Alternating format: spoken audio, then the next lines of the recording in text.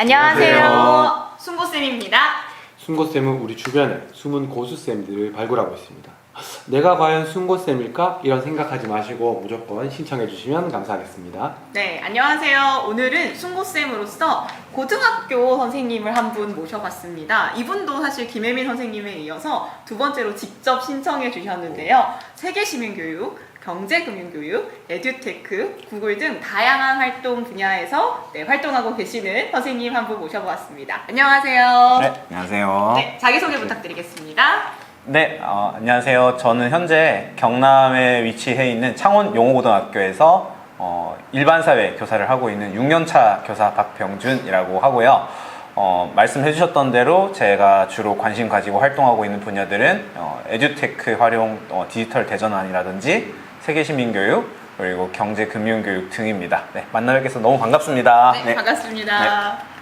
사실 저희 순고쌤이 제가 이제 활동하고 있는 네트워크가 그렇게 크지 않다 보니까 이렇게 신청해 주시는 분들이 전 되게 감사하게 여겨지더라고요. 그래서 신청을 어떻게 맨 처음에 하시게 됐는지가 궁금합니다. 네, 일단 저 돌콩쌤으로 이제 인스타그램 계정이 있으시잖아요. 네. 이제 저도 이제 말씀드렸던 것처럼 금융 경제 교육에 관심이 있어가지고 인스타그램에는 어떤 분들이 이제 이런 금융 교육과 관련된 사례들을 좀 나누어 주시고 할까 찾아보다가 돌콩쌤이 이렇게 제일 상단에 딱 뜨는 거예요. 그래서 네. 뜻하지 않은 인플루언서 이렇게. 네. 그게 아닌 것 같은데. 그래서 팔로우 이렇게 누르고 이렇게 쌤 이제 하시는 거 보고 네. 있다가 인터뷰를 직접 신청할 수 있다 이렇게 네. 하는 거예요. 그래서 사실 고수도 아닌데 말씀해 주셨던 것처럼 괜찮나? 이랬는데 그래도 뭐 해보자 싶어서 네. 신청을 했더니 이제 도아님께서 이제 연락 주셔가지고 감사하게도 불러주셨습니다. 들으셨죠? 네. 신청하시면 됩니다. 그냥 신청하시면 돼. 네. 신청을 그냥 다 저희로 그래, 환영합니다. 다 해주면 돼요. 연락이 와서 깜짝 놀랐어요. 사실 조금. 네. 네, 해야죠. 네. 먼저 저희는 기다리고 있어요. 영업 너무 잘하시는데 네.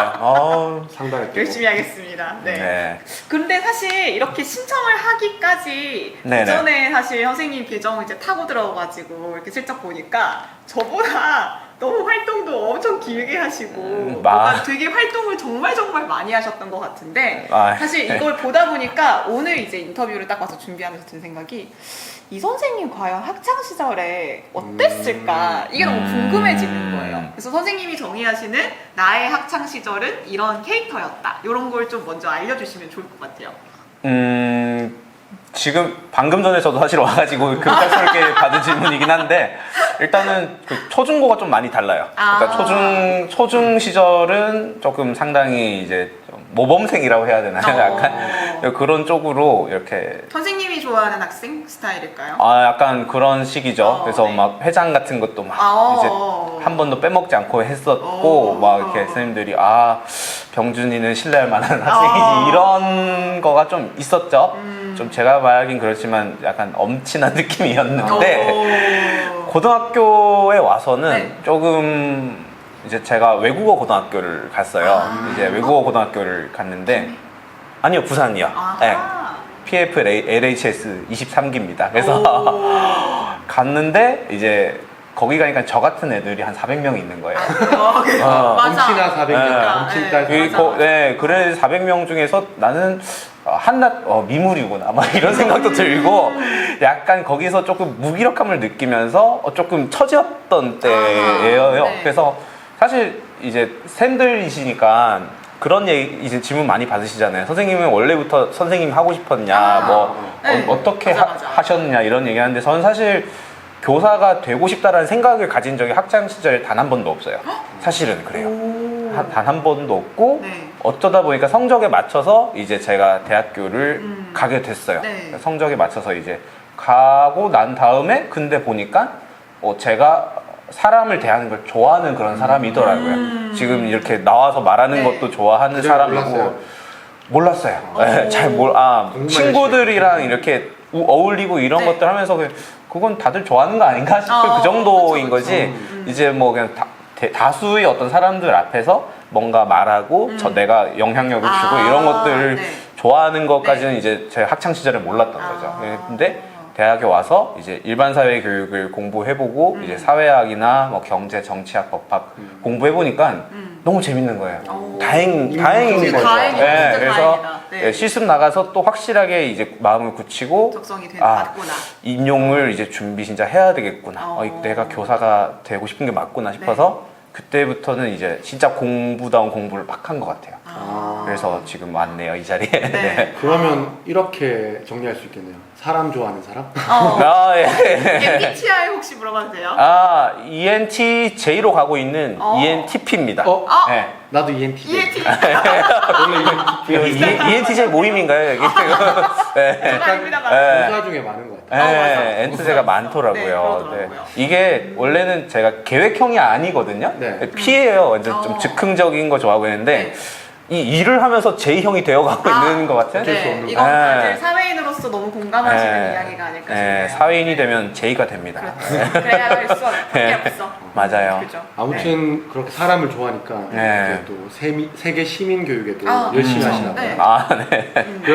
특히 이제 프로필이나 이런 것들 보니까 세계 시민 교육 되게 열심히 활동하시는 걸로 나오는데 혹시 계기가 뭐 아, 네. 궁금합니다. 일단 제가 2018년에 초임 교사로 발령받았거든요. 그때 방과후 수업을 하는데 그것도 이제 사실은 또 인스타그램에서 또 본 거예요. 인스타그램에서 이제 공정무역 교육을 하시는 이런 그런 분들도 있고 커뮤니티도 있는 거예요. 그래서 내가 이런 것들 한번 수업에 활용해봐야겠다 하고 활용해보니까 아이들이 이런 게 진짜 살아있는 교육이다라는 어떤 피드백도 해줬고 저도 되게 의미 있는 교육이라 생각이 들었어요. 그래서 그런 관련된 커뮤니티도 보고 이제 대한민국에 이제 아름다운 커피라 해가지고 이제 네, 그죠? 네.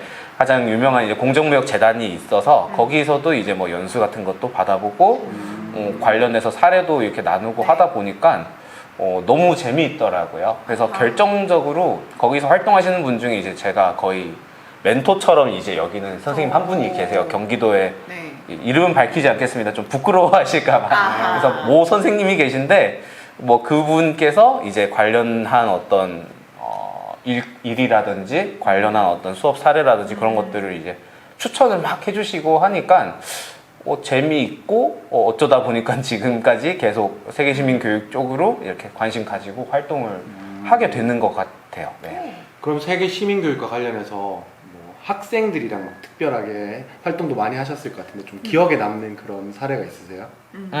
일단은 공정무역 교육 쪽에 일단 제가 제일 먼저 관심을 가졌었으니까요. 그래서 공정무역 교육 쪽으로 아이들이랑 이제 방금 말씀드렸던 아름다운 커피 쪽에다가 이제 공정무역 교실 발표회 나갔던 거 그게 되게 기억에 좀 많이 남는 것 같아요. 저희가 이제 2020년대가 막 코로나 시기고 그랬잖아요. 그때 이제 온라인 사이트를 하나 이렇게 개설했어가지고 아이들과 선생님. 네, 그렇죠, 구글 그렇죠. 사이트? 네, 저희 학교 구글 사이트인데 구글 사이트. 그 때가 이제 완전 원격으로 등교를 하던 그런 때고 뭐가 없었던 때니까 그때 이제 사이트를 그 동아리 아이들이랑 만들었죠. 그때 제가 처음으로 그 세계시민교육 동아리를 하나 학교에 만들었었어요. 만들었어서 이런 세계시민교육의 가치가 있고 그런 것들을 구현할 수 있는 어떤 대표적인 활동 중 하나가 이제 공정무역 교육이다. 이렇게 해서 관련된 활동을 이제 온라인 사이트로 기획을 하고 뭐 아이들이랑 이벤트도 하고 SNS 활용하는 그런 어떤 캠페인 그런 것들을 했었는데 아이들이 되게 좋아했던 것 같아요. 네. 그럼 그게 그 프로그램으로 애들이랑 뭐 가상의 공간이든 그곳에서 그 학생들만 데리고 이제 어떤 교육 활동이 된 건지 아니면 그 학생들을 데리고 뭐 공정무역이라도 어쨌든 물건을 이제 팔거나 그런 활동들이 있을 수 있잖아요. 네. 그 가치를 넣어서 네. 그런 식으로까지 확장이 되었는지 그것도 좀 궁금하거든요. 네, 그 되게 좋은 말씀을 해주셨는데 사실은 이제 온라인 공간에서의 활동만으로 그치게 되면은 사실은 그게 물론 이제 뭐 계기교육 형태로서 이제 이런 걸 배우게 됐다라고 하는 식으로 이제 의미도 있을 수 있지만 더 의미 있는 거는 이제 그런 것들이 이제 우리 실생활에 영향을 미쳐야 하는 거거든요. 그래서 그런 계획을 해볼 수 있을까 고민해서 했었던 게 제가 그 메타버스 공간을 이렇게 만들어가지고 거기에서 아이들이랑 윤리적 소비를 구현할 수 있는 그런 제품들을 한번 판매해보는 실제로 판매해보는 그런 어떤 네. 교육 프로젝트를 좀 기획을 21년 때인가 그때 한번 했었어요. 네. 네. 실제로 팔렸어요? 네, 실제로 네. 한 350만 원치 정도 네. 아이들이랑 좀 오. 실제로 판매를 했었던 네. 이게 통합사회 제가 가르쳤었거든요. 그 네. 당시에. 그때 이제 나와 있는 개념 중에 하나가 이제 윤리적 소비라든지 그 CSR, 그 기업의 사회적 책임 이런 것들만 네. 배우거든요. 그래서 그거 관련해가지고 아이들이랑 배우고 사회적 기업에 대해서도 아이들이 좀 조사를 해보고 이제 아이들이랑 수행평가를 했었죠. 윤리적 소비를 너네들이 할 수 있게끔 광고문을 광고 어떤 시안 같은 걸 만들어 봐라 아하. 이렇게 한 거예요. 그래서 만들어서 이제 메타버스에도 올리고. 만들고 이제 만든 것 중에서 이제 시안이니까 말 그대로 계획서인 거죠. 그 광고물이 네. 아니라. 네네. 그래서 그거를 보고 아이들이 투표를 해서 채택? 예, 그 투표를 해가지고 채택을 몇 개 했어요. 반별로 한 6, 7개 해가지고 아이들이 광고물을 실제로 만들었거든요. 아이들이 그 미리 캔버스 같은 그런 어떤 네네네, 그저 그쵸. 이미지 많죠. 파일로 만들었고 혹은 아이들이 그때 학교 돌아다니면서 막 실제로 동영상도 막 촬영하고 그랬어요. 그래서 이제 뭐 재밌었네. 찍어 보려고 촬영도 하고 그런 식으로 해서 이제 결과물을 만든 거죠. 그 만든 결과물을 제가 이제 한 땀 한 땀 메타버스 맵을 만들어가지고 거기다가 이제 그 네. 인베드를 시킨다고 하죠. 네, 이제 네. 거기다가 시키면은 이제 그때도 이제 온오프로 이제 돌아가는 주간이었다 보니까 온라인으로 이제 집에서도 아이들이 이제 메타버스 상의 어떤 물건들 광고를 보면서 이제 실제로 이제 구글 폼즈 같은 거 활용해가지고 그 주문을 했었던 받아서? 네, 아. 주문을 받아서 하면은 또 이제 그거를 배송을 해주는 그쵸. 아이들 네. 통해서 그런 식으로 교육 공동체들이 다 이렇게 해주셨던 거거든요. 이제 그 학년 아이들뿐만 아니라 다른 학년 아이들, 뭐 학부모님, 심지어는 뭐 선생님들까지도 네, 다 같이 그 공간에서 모여가지고 좀 실제감을 느꼈다라고 해야 될까요? 온라인이고 온오프 온오프가 병행되어 있는 그런 어떤 그쵸. 코로나 때였다 보니까 네. 되게 그런 아이들끼리 실제감을 느끼기가 참 힘든 그런 맞아요. 때였거든요. 네. 아시겠지만은. 그게 이제 메타버스 공간에서 조금 어우러지는 모습을 보면서 이제 하이 테크놀로지이지만 좀 하이 터치가 되는 그런 느낌을 좀 많이 받았던. 하이 테크놀로지, 하이 터치. 예. 중요하죠. 예. 그럼 그 수익은 네. 뭐 어떻게 혹시- 활용이 네. 맞아. 수익이 나지가 않죠. 그러니까 아예 배송을 시켜서 그냥 네. 거기한테 수익이 바로 가는 거죠, 그거는. 네. 그냥 매출 자체가 그렇죠. 연결시켜줬다. 네, 그렇죠. 어떻게 보면 중개 역할인 거죠. 네. 그 자체가. 네. 수익은 고스란히 그 업자분들한테 네. 당연히 다 가버리는. 그럼 네. 게더타운 같은 그런 이제 메타버스 상에서 뭔가 홍보를 하고 나서 그럼 이걸 구매하세요라고 해서 이제 유저가 구매를 하자라고 클릭하면 그쵸. 그 네. 사이트가 뿅. 그런 식으로. 네, 맞아요.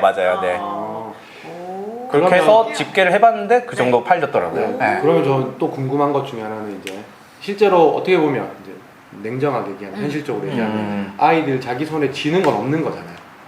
쥐는 게 있죠. 본인이 실제로 구매하면 오는 거죠. 네. 본인이 이제 구매하면 그 아. 홍보물을 만든 학생들 입장에서 뭔가 뭐라 그래 네. 중개 수수료 중개 수수료? 현실적인 거 이제 어쨌든 교육적인 활동 네. 그냥 그게 궁금한 건데 어떤 거냐면 이제 윤리적 소비 활동이나 이런 것들이 비단 이것뿐만 아니라 어떻게 보면 학생들 입장에서는 조금 뭔가 동기유발이 좀 덜 될 수도 있잖아요.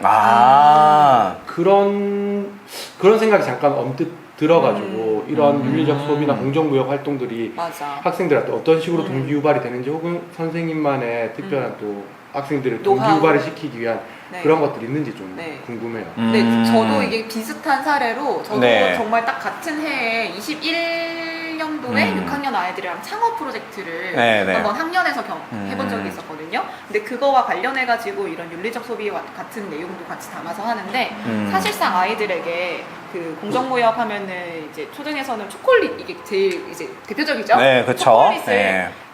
가격을 조금 질 좋은 초콜릿을 비싼 가격에 공정무역의 상품을 하나 사는 거랑 그리고 대용량의 아주 대기업의 저렴한 상품의 벌크 용량을 같은 용량으로 사는 거랑 아이들한테 만족감으로 따지는 이제 경제적인 그 논리를 선택했을 때 대기업의 큰 상품이 나에게는 더 효용 가치가 있다라고 느낀다면 이것은 본인은 스스로는 개인적인 합리적인 소비일 그렇죠. 수는 있지만 근데 공정무역에 대한 개념을 가르치고 이걸 소비를 유도하기 위한 뭔가 좀 더 동기를 이끌어내는 그 작용이 저는 좀 부족한 수업이었었던 것 같아요. 그래서 그걸 어떻게 좀 풀어내셨는지 되게 궁금하더라고요. 아, 저도 기억이 지금 막 나지는 않는데, 근데 되게 좋은 말씀 해주신 거예요. 사실은 어떻게 보면은 아이들이 이제 공정무역뿐만 아니라 이제 뭐 윤리적 소비랑 관련해가지고 다양한 굿즈들을 스스로 이렇게 제작해보고 하는 과정에서 뭔가 그래서 나한테 남는 유익은 뭐지? 이런 생각을 할 수도 있고, 네. 그게 뭐 나쁘다 생각도 안 해요, 사실은. 아이들은 그럴 수 있는데, 일단, 아이들이 일단 제가 느꼈기로는 가장 먼저 느낀 효능감은, 가장 크게 느낀 효능감은 내가 진짜 이제 학교라는 공간 안에서 했던 교육이 학교 안에서만 끝나지 않고 진짜 삶으로 연계됐다라고 하는 그 효능감 자체가 아이들이 되게 크게 느꼈던 것 같아요. 제가 사실 돌이켜 보건데 제가 뭔가 별다른 어떤 동기 유발적인 장치를 한 것 같지는 않아요.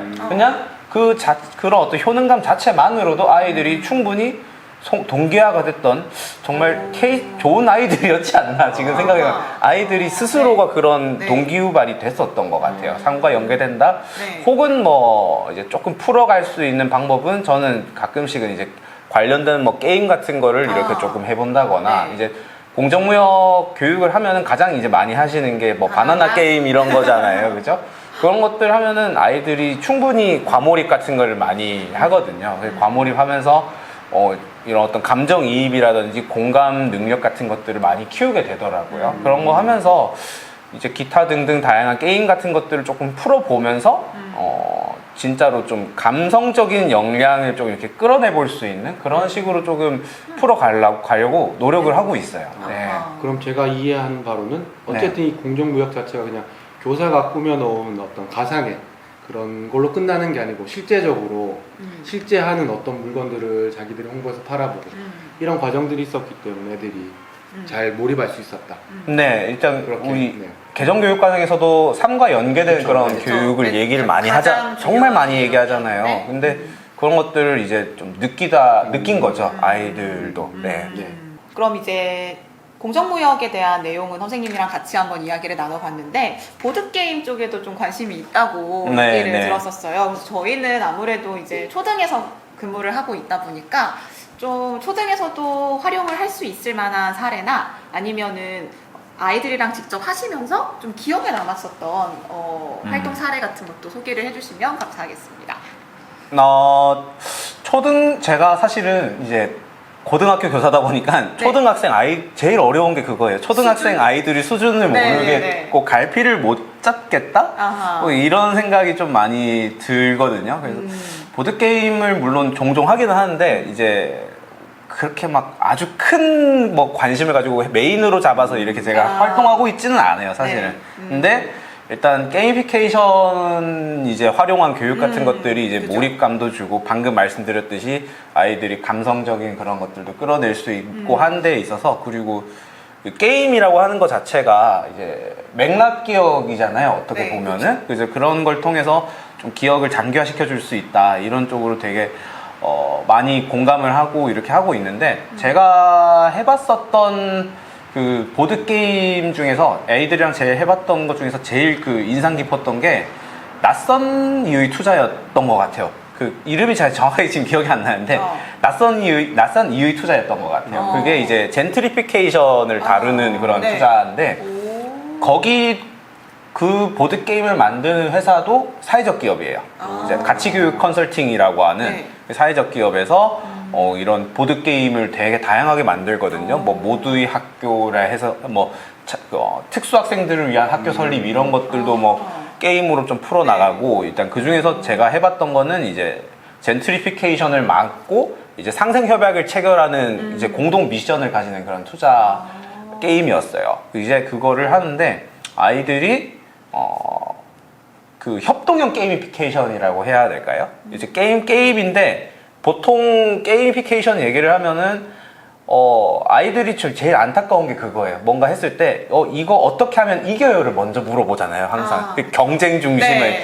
제가 맞아. 이거 어떻게 하면 이겨요 하는데 맞아. 이거는 누가 이기고 지고 게임이 아니라 같이 협력을 해서 너네들이 같이 이기는 게임이야 라고 설명을 해주는 그런 게임이었거든요. 그래서 마을별로 타일이 이렇게 있고 그 타일 안에 어떤 가게들이 있는 거예요. 어떤 뭐 음식점도 있고 네. 숙박업소도 있고 하고 그 위에 큐브를 이렇게 탁탁 얹어줘요. 그 큐브가 그 마을 기업 자체의 어떤 경쟁력 큐브거든요. 근데 그게 어떤 게임 구조로 인해 가지고 경쟁력 큐브가 없어지는 거예요. 네. 없어지면은 없어져서 경쟁력 큐브가 제로가 되면은 그 마을은 그 기업은 그 프랜차이즈화가 되는 프랜차이즈화가 되는 그런 네. 어떤 게임인데 그거를 이제 막아야 하는 아이들이 협력해가지고 뭐 그런 게임이었는데 이거는 솔직히 말씀드리면 조금 어려워요. 조금 제가 봤을 때 초등생이 하기엔 조금 어려울 수 있어요. 근데 우리 고등학생 아이들도 한 20분 걸렸거든요. 룰 이해하는데. 근데 한번 이해하고 하면은 네. 정말로 의미 있게 했었던 그래서 젠트리피케이션이 뭔지도 이해하게 되고 상생협약이라고 하는 것의 어떤 개념에 필요성? 대해서도 네. 그쵸 필요성에 대해서도 이해를 하게 되고 그 미션 카드 같은 게 막 이렇게 있어요. 미션 카드를 보면서 상황을 읽으면서 네. 자연스럽게 이제 그런 어떤 젠트리피케이션이 일어나는 상황이라든지 그런 것들을 이제 방지하기 위한 전략이라든지 네. 그런 것들을 자연스럽게 체득하게 되는 뭐 그런 게임이 있었던 것 같고 이제 초등 아이들이 이제 조금 해볼 수 있을 것 같은 그런 게임으로 제가 생각해 본 거는 이것도 사실 중등 선생님께서 만드신 건데 그 박찬정 선생님이라고 이제 네. 우리 중등 사회과 선생님 중에 정말 그런 게임 보드 게임 같은 거 네. 정말 잘 만드시는 분이 있어요. 지금 갑자기 떠오르는 생각인데 이 숨고의 박찬정 선생님이 나오시면 어떨까? 보드 게임 만들기 고수시거든요, 진짜로. 네, 저는 게이미피케이션도 물론 좋아하지만 진짜 게이미피케이션 관련 교육에서는 진짜 박찬정 선생님 정말 잘하시는데 그분께서 만드신 그 기후위기 보드 게임북이 있어요. 그 기후위기 보드 게임북은 이제 아이들도 같이 초등학생 아이들도 해볼 수 있을 정도 네네네. 수준인 것 같아요. 네, 그런 거가 있는데 네. 거기 보드게임북에 한 3개의 종류가 있거든요. 3개 종류가 있고 그 중에서 제가 좀 제일 인상 깊게 봤던 거는 그 이제 탄소 배출과 관련된 보드게임이 저는 개인적으로 제일 인상 깊었어요. 이게 어떤 게임이냐면은 그 게임 말판에 보면은 시작점이 이렇게 있고 종착점이 이렇게 있어요. 근데 그 아이들이 이제 주사위 던지면서 네. 시작점에서 종착점으로 가면 갈수록 아이들이 경제적 이익을 얻게 돼요. 경제적 이익을 얻게 되는데 동시에 아이들이 나중에 돌아갈 때 탄소 배출권 카드를 내면서 돌아가야 되거든요. 그러니까 점점점 시작에서 종착점으로 멀어지면 멀어질수록 아이들이 탄소 배출권 카드를 내야 되는 그 부담이 늘어나는 거죠. 써야 되는 거군요. 네. 근데 쓰면서 안전하게 돌아가야지 그 아이는 미션 성공을 하는 거예요. 근데 그 돌아가기 전에 네. 너무 멀리까지 와버려가지고 탄소 배출권 카드를 돌아오기 전에 다 써버리면은 그 아이는 미션 실패를 하는 그런 식의 게임이 있어요. 그래서 그런 걸 통해서 배울 수 있는 게 네. 이제 경제 발전이라고 하는 거랑 탄소 배출이라고 하는 네. 탄소 중립이라고 하죠. 탄소 중립은 네. 이제 같이 잡기가 지금까지는 힘든 뭐 그런 어떤 네. 거지 않나라는 걸 좀 배우게 되고 그런 걸 좀 줄이기 위해서는 어떻게 해야 될까 하면서 이제 연계되는 발문이라든지 그런 걸 좀 해보기에 그쵸. 좋았던 그런 보드 게임이었던 것 같아요. 네. 저희가 늘 이제 기후 위기, 생태 감수성 이렇게 하면서 그쵸. 초등에서도 늘 항상 이야기를 많이 하고 있는데 그런 부분들 연계해가지고 수업해보면 그렇죠. 괜찮을 것 같다는 생각이 드네요. 네. 네. 또 그리고 보드게임 말고도 선생님 관심 분야가 너무 또 많으시고 활동을 굉장히 열심히 하고 계셔서